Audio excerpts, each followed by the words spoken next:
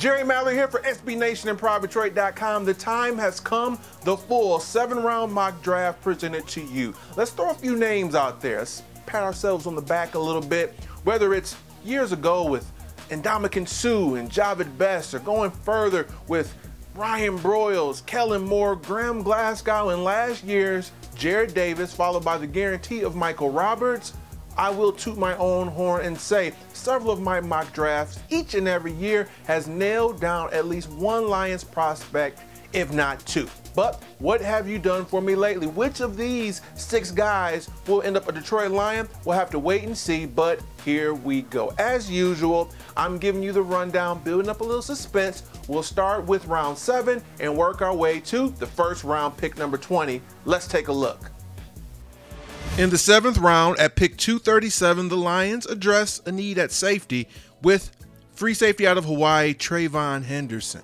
It's simple. As of right now, the Lions look pretty good at safety. You've got Glover Quinn, you've got the re-signing of Tavon Wilson, perhaps even Quandre Diggs might get another look at safety.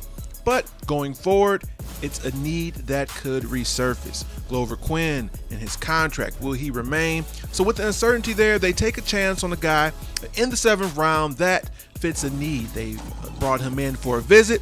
He's a guy that is a stout tackler and someone with a little bit of seasoning, maybe a year on the practice squad, could find his way on the 53-man roster next year.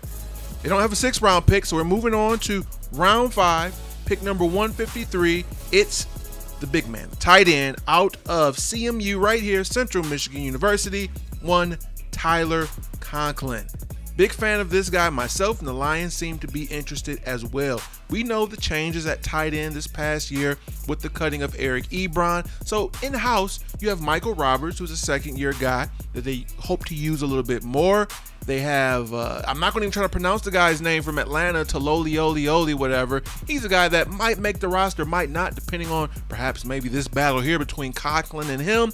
And then you have Luke Wilson, who will get a fair share of time himself, but he's on a 1-year contract, and I could see them in the future perhaps looking at this 2-headed monster of Michael Roberts and Tyler Conklin. Conklin, tons of skill. He has a flair for making these big, huge catches. Very physical guy. He's one of these players, you're going to see a theme here throughout this draft, that if he played, let's say at Alabama or Ohio State, will be getting a lot more love than he's getting. Very talented guy there, tight end Tyler Conklin. Now, moving on to the 4th round, this is someone that played at a big school, had all the cachet, but for various reasons. Some will say it's because of the weight. Some will say a lot of it has to do with character issues. Falls all the way to the 4th round. It's edge rusher Arden Key from LSU. Now, we were doing this mock draft based on the value from 2017's draft. Arden Key in the 4th round would sound crazy. My, how the mighty have fallen. We know that there's been weight issues, fluctuation, there's been character issues, and even the question of durability. So much so that he's off of many scouts' entire draft board. It's the only way that a guy this talented with this much potential can last to the 4th round. So sitting there in the 4th round at pick number 117, the Lions say the talent is too much to pass on. They brought him in for a visit. They feel like with the right coaching and tutelage, all that potential that several scouts and individuals lauded about for him in the previous years can come to fruition right here in Motown. Moving on, pick number 3, or rather round 3, pick number 82. It's the big, fast, talented yet raw running back, Kalen Ballage out of Arizona State. Obviously, if we're picking him in round 3, rounds 1 and 2 is not going to go for running back.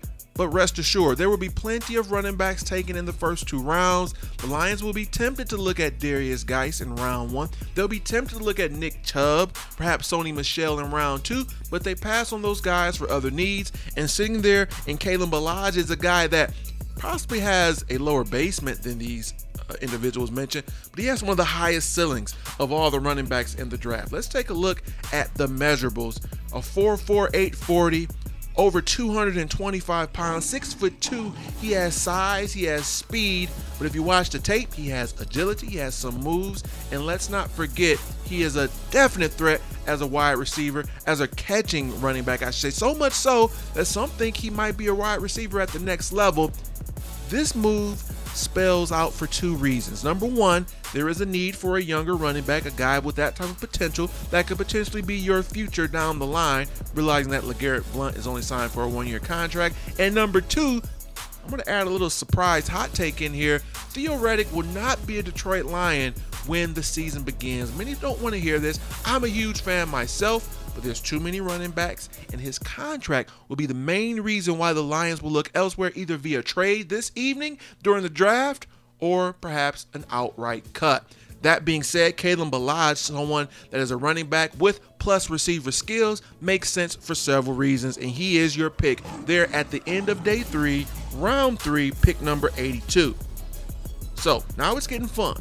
Top 2 picks. These are guys that we're projecting to really be perhaps instant starters, make a big impact for the team. Round 2, pick 51 is Austin Corbett. This is the big man, guard out of Nevada. Now, he played tackle there in Nevada, but due to being a little bit undersized for the tackle position at the NFL, he moves over to guard here at the next level. The Lions have shown lots of interest. There's definitely a need. They didn't really bring in a surefire starting replacement there at guard this offseason, despite many of us hoping they would, predicting that they would. It just really didn't happen. They've signed some veteran guys that could be camp bodies, that could fight for a position. But you bring in a guy like Austin Corbett, who is more of a technician than a power guy, but he has good footwork, good instincts, good leadership, and positional versatility. Like we said, he played tackle in college. Some say he can slide over to center. Some say he can play guard. He's more likely projected to be a left guard. And so the Lions, they run him to the platform. This is the guy that can spell one of the biggest needs at the current moment on their team. Austin Corbett, guard, welcome to Detroit. And here we go. With the 20th pick in the first round, the Detroit Lions select, once again, it's a Florida Gator. This time it's the big man on the defensive line, one Taven Bryan. Is he a defensive end? Is he a defensive tackle? In this scheme, he could be a little bit of both. He definitely has the ability to be a 3-tech defensive tackle. He can also slide over and play some defensive end as a big defensive end. We know the sky's the limit with this guy. The talent is there. He hasn't produced as much on the collegiate level as you would like.